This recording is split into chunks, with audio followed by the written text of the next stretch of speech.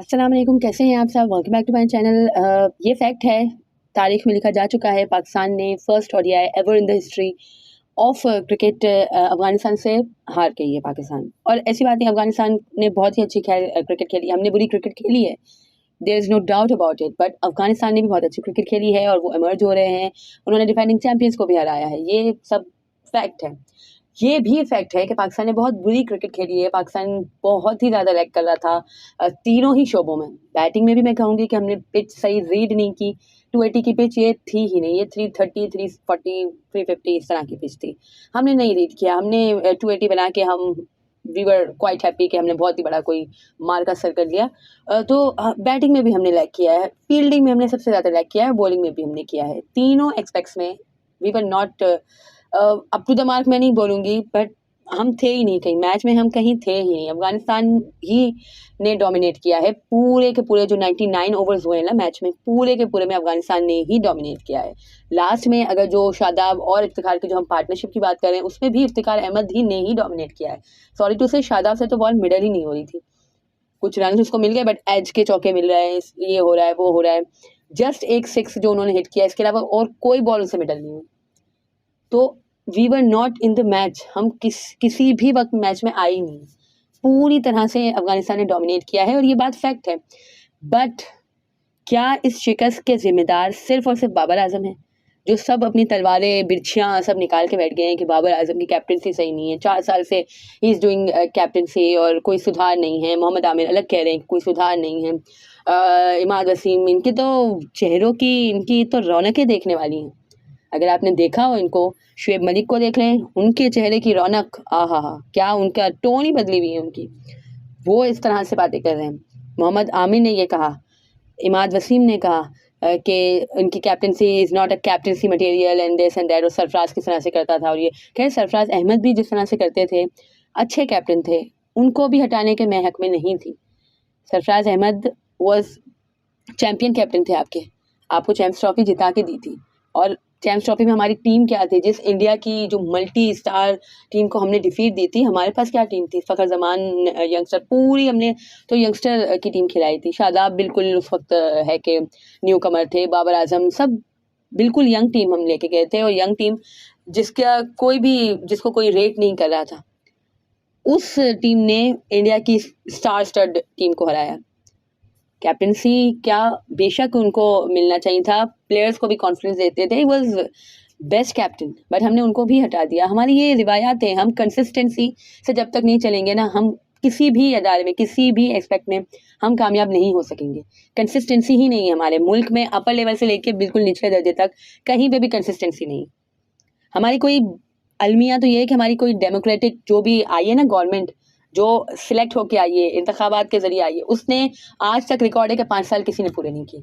ये जो martial law लगते हैं, उन्होंने है कि पूरे किए हैं, कुछ 5-6 साल 7 साल किए हैं, बट डेमोक्रेटिक हुकूमत ने आज तक 5 साल कंप्लीट नहीं किए। तो बस यहीं से पता चल जाता है आपकी, जब ऊपर से ऊपरी लेवल पे सब चीज़ें सेट होती हैं, तभी निचले लेवल पे आपकी हर चीज़ है कि तरीके से जाती है। तो वही बात है। और क्रिकेट एक ऐसी चीज़ थी हमारे यहाँ पे जो लग रहा था कि सही सिम्स में जा रही है, we were performing well. Babar Azam अच्छी कैप्टनसी कर रहे हैं, मैं उनकी कैप्टनसी को ब्लेम नहीं करूँगी। फील्ड सेटिंग की भी आप लोग जो बात करते हैं, अटैकिंग नहीं होती, ये नहीं होती, वो नहीं होती, फील्ड सेटिंग बॉलर मांगता है। कैप्टन उनको बता सकता है कि भाई आप यहाँ से करो, या बट वही बात है कि भाई जो बॉलर चाह रहा है, जिस तरह की उसको बॉल करानी है, उस तरह की वो फील्ड मांगता है। और चेंजिंग की आप लोग जहाँ तक बात कर रहे हैं कि भाई रिवर्स हो रहा था और आपने स्पिनर्स को दे दिया और ये हो गया और वो हो गया भाई। और हाँ, ये भी बहुत से लोगों ने कहा कि हारिस रऊफ को लेके आए, स्पिनर को, मतलब वही जितने मुंह उतनी बातें, स्पिनर को क्यों नहीं लगाया, और इफ्तिखार को ले आते, और सऊद शकील को ले आते, और ये ले आते और वो ले आते। उस वक्त ग्राउंड में क्या सिचुएशन होती है, बाहर बैठ के एनालाइज करना बहुत इजी होता है। ग्राउंड में जिस तरह की सिचुएशन होती है, उस हिसाब से कैप्टन फैसले लेता है। कभी कभी वो काम आ जाते हैं और कभी कभी नहीं आते। इट डजंट मीन कि उसकी कैप्टनसी खराब है या पूरी जो शिकस्त है उसका जिम्मेदार सिर्फ और सिर्फ कैप्टन है। सब के बाछें खिल गई हैं, सब खुशबाश हो गए हैं। आकिब जावेद को देखें तो वो अलग कैप्टनसी डिबेट लेके बैठे कि शाहीन को कैप्टन बनाना चाहिए, पीएसएल के बेस पे शाहीन को कैप्टन बना ले। क्यों भाई, पीएसएल और इंटरनेशनल क्रिकेट में वर्ल्ड कप में कैप्टनसी करना और पीएसएल में कैप्टनसी करना ईजी है?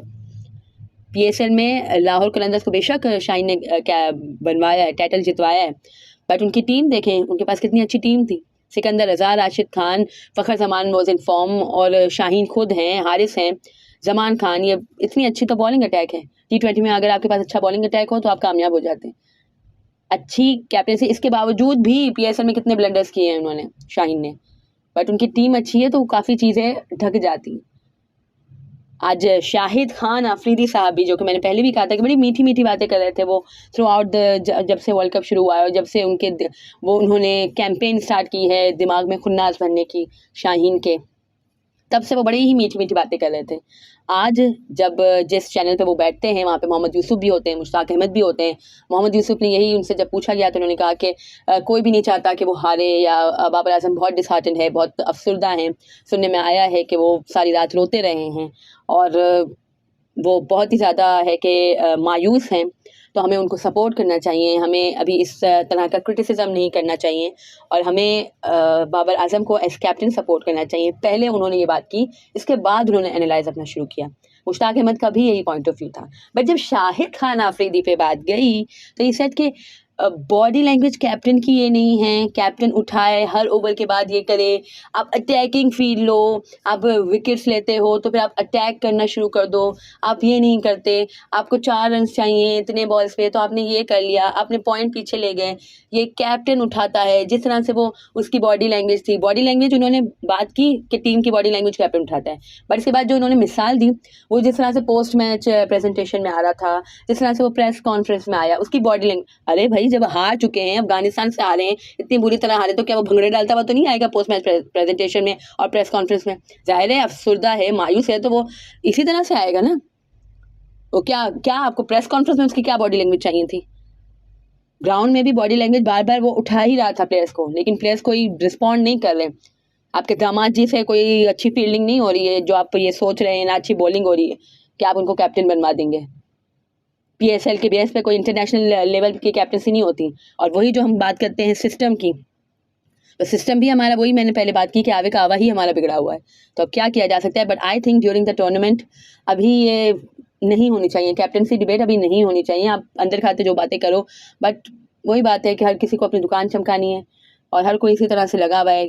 But I think during the tournament ये कैप्टनसी डिबेट नहीं होनी चाहिए। कुछ ये भी खबरें हैं कि ज़का अशरफ साहब ने साबिक प्लेयर्स को बुलाया है, उनसे मुशावरत की है, उसका एक प्रेस रिलीज़ जारी किया है। भाई अगर आप बुला रहे हो तो आपको प्रेस रिलीज़ जारी करने की क्या ज़रूरत है? आप क्या टीम पे एक्स्ट्रा प्रेशर नहीं डालें, या आप मीडिया को मवाद फराहम नहीं कर रहे कि किस लिए बुलाया गया है? आप चाहे जो भी मर्जी कह लो, लेकिन बातें तो सारे मीडिया में यही होंगी कि टीम 3-4 मैचेस हारी है, तो आप है ना इसलिए आपने बुलाया है और आप कर रहे हो, और कैप्टनसी डिबेट आप कर रहे हो कि कैप्टन आप किसको बनाया जाए।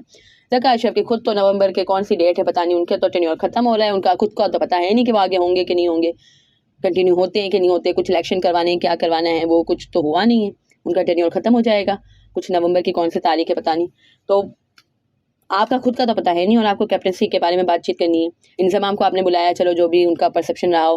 मोहम्मद यूसुफ को भी बुलाया गया, आकिब जावेद को बुलाया गया। भाई मोहम्मद यूसुफ के बारे में तो चलो उन्होंने पहले अभी भी टीवी पे बैठ के अच्छी बात करी, तो मेरे ख्याल से उन्होंने सही बात की होगी। बट आकिब जावेद ने तो कल भी टीवी पे बैठ के यही बात की है कि शाहीन को कैप्टन बना देना चाहिए। पीएसएल में उसने बहुत अच्छी कप्तानी की है, वो अटैकिंग माइंडसेट है, ये है वो है, तो शाहीन को बना देना चाहिए। जाके उन्होंने वहाँ पे भी यही बकवास की होगी, और भी सारी लॉबियाँ यही चाहती हैं। भाई आप कैप्टन उसको बनाते हो, हमेशा इमरान खान साहब का भी यही होता था कि भाई आपका टॉप परफॉर्मर आपका कैप्टन होता है। टॉप परफॉर्मर कौन है अभी आपकी टीम में? बाबर कर रहा है रन, या रिजवान कर रहा है, या अब्दुल्ला शफीक कर रहा है? अब्दुल्ला शफीक को तो आप नहीं बना सकते। आपके दामाद जी तो रन सॉरी कुछ विकेट्स कुछ भी नहीं ले रहे हैं। वो बोल्ड मारना तो वो भूल ही गए, यॉर्कर्स मारना तो वो भूल ही गए, आए दिन तो वो इंजर्ड पड़े होते हैं। कैप्टन इंजर्ड होगा तो फिर क्या करेंगे हम? आप अपने ज़ाती अपने मुफाद के लिए, अपनी औलाद के मुफाद के लिए पाकिस्तान के मुफाद को ऊपर से पुश डाल रहे हो। वैसे तो आप बड़ा अल्लाह अल्लाह करते हो, पाकिस्तान पाकिस्तान करते हो, ये आपकी है डेडिकेशन टुवर्ड्स पाकिस्तान, कि आप ज़ाती मुफाद या अपनी औलाद के मुफाद को प्रेफरेंस दे रहे हो पाकिस्तान के मुफाद पे। I don't think right now Pakistan के पास कोई बेटर चॉइस है कैप्टनसी के लिए एक्सेप्ट बाबर आजम। कौन है आपके पास कैप्टन बताएं? रिजवान को अगर आपको करना है, Rizwan is your top performer right now, और रिजवान ने चलो मुल्तान सुल्तान की भी अच्छी कैप्टनसी की है, बट स्टिल बाबर रिजवान एक ही यूनिट है। मैं हमेशा कहती हूँ बाबर रिजवान एक ही यूनिट है। बाबर के जो डिसीजंस होते हैं, जो बाबर की स्ट्रेटजी होती है, या जो हिकमत अमली होती है, वही होगी रिजवान की भी। तो बाबर को रखें, रिजवान को रखें, बात एक ही है। इसके अलावा आप किसको रखेंगे? शादाब को, जिसकी खुद टीम में जगह नहीं बन रही, वाइस कैप्टन में शादाब बेशक है, लेकिन जिसको खुद पता ही नहीं चल रहा कि कहाँ बॉल पिच करनी है उसको। या शाहीन के बारे में जो बड़ी एक मजबूत तरीन लॉबी काम कर रही है, ये सोच नहीं रही है कि उसकी खुद की फिटनेस का कुछ मालूम नहीं है, फिंगर इंजरी अलग है, नी इंजरी अलग है, फलानी इंजरी अलग है और सब अलग है, उनको आप कैप्टन बना देंगे। अब जाना है आपको ऑस्ट्रेलिया जाना है, वर्ल्ड कप के बाद अगर आप बनाएंगे तो ऑस्ट्रेलिया जाना है। ऑस्ट्रेलिया में ये पूरी टेस्ट क्रिकेट खेल सकेंगे आपके दामाद जी, और उसमें कैप्टनसी कर सकेंगे। खैर, कैप्टनसी डिबेट नहीं होनी चाहिए, और जो कुछ भी हो रहा है सिस्टम इसका जिम्मेदार है, पूरी सिस्टम जिम्मेदार है, चेयरमैन जिम्मेदार है, सिलेक्शन कमेटी जिम्मेदार है, हर एक बंदा जो कोचिंग स्टाफ का हिस्सा है या कोई जो टीम का हिस्सा है या जो रिजर्व में भी हैं, ये सारे जिम्मेदार होते हैं। जस्ट कैप्टन जिम्मेदार नहीं होता, जस्ट कैप्टन पे ही मलबा नहीं डालना होता। और ड्यूरिंग द टूर्नामेंट तो खुदा का वास्ता है कैप्टनसी डिबेट बंद कर दो। Anyways, what do you think about it? Do comment below and subscribe to my channel for more such content. अल्लाह हाफिज़।